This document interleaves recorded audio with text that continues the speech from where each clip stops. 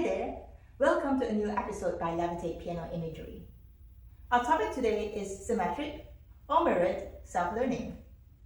This learning method leverages each of our hands' unique strengths to learn new skills by mirroring the other. That most of us have a dominant hand and a weaker hand comes as no surprise. Classical music is comprised of so many common musical patterns that each hand has developed their own unique skill set. Dexterity and articulation in the right, and power and stamina in the left. So, how can our left hand learn dexterity from our right hand? And how can our right hand learn skills from the left? In this video, I'll show you a couple of case studies of how we can leverage symmetric self-learning when playing the piano. We open the discussion with staccatos, something that our right hand is usually more adept at, and use this to introduce core concepts in our self-learning approach. Then we'll talk about the fascinating case studies of arpeggios, in which each hand has its own strengths to teach to the other. Lastly, a blitz round of real applications taken from various pieces illustrates how this tool can be an integral part of learning and refining your repertoire. Before we continue, you may like to watch this video from your piano and pause the video to try out these exercises for yourself as we go along. I'll use a basic example of staccatos to explain the key concepts of this self-learning method. To demonstrate, let's take the chromatic scale example. Starting from D, you're going to play both hands together in contrary motion. In this exercise, focus on the kinesthetic feeling in both hands. Your strong hand, maybe it's your right, will of course feel more comfortable, but you may also feel a difference between both hands, depending on their relative strengths. Now try to adjust your weaker hand to match a stronger hand. Can you achieve the same bounce in your wrists? The same tactile sensations of the keys under your fingers? The same carriage with your arms? Because we are symmetric creatures by nature, playing in mirror image or contrary motion makes it very easy to feel whether our two hands are moving in the same way or not. This idea of symmetry is central to self-learning. Furthermore, playing hands together gives the weaker hands immediate feedback to make corrections in real time. Both of these ingredients together form a pathway for transferring the kinesthetic feeling from one hand to the other. Arpeggios are a fascinating case study. They are seldom ever symmetrical in the vast majority of music.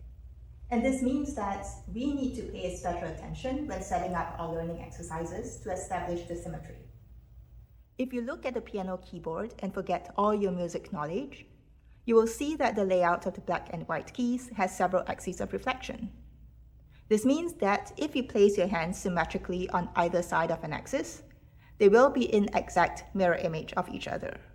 In particular, not only is the spacing between the fingers the same on both hands, the topology of the surrounding keys are also identical when reflected around the axis of symmetry.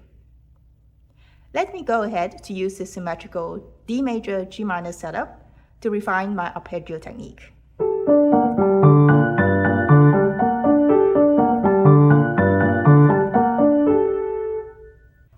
Wow, that sounded like a cacophony clash. But the physical movements in both hands are absolutely 100% identical. When you try this exercise yourself, it may reveal to you your own differences between your two hands. You may have to go slow initially to suss out the subtle differences and make corrections.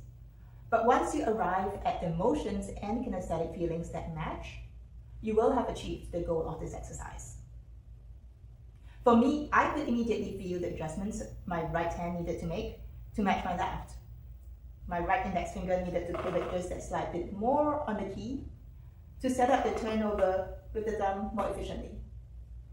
In less than a minute, I went from feeling on tenterhooks each time I approached the turnover to now feeling a good deal more secure. And I cannot stress this enough. It was truly an epiphanic moment when I realized I had uncovered and fixed a decades-old habit in under a minute. All that just by comparing my two hands. We come now to our blitz round. I'll show you how this self-learning method applies to almost anything, from octaves and chords to ornaments, articulation, and voicing. And that you too can use it in your own pieces to tackle technical challenges and movement roadblocks.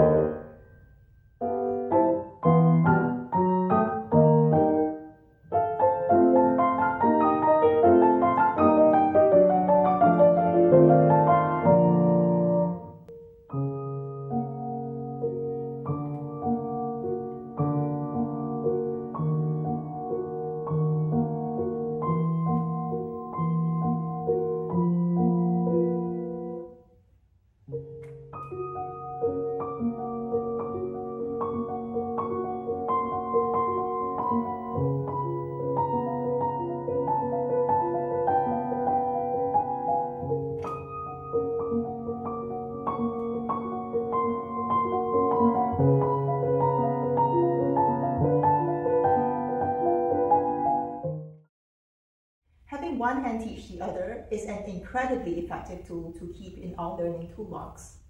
It's quick to incorporate into your daily practice, and in no time you'd have gained new skills which you actually always had inside you. Thanks for watching, and happy symmetric self-learning.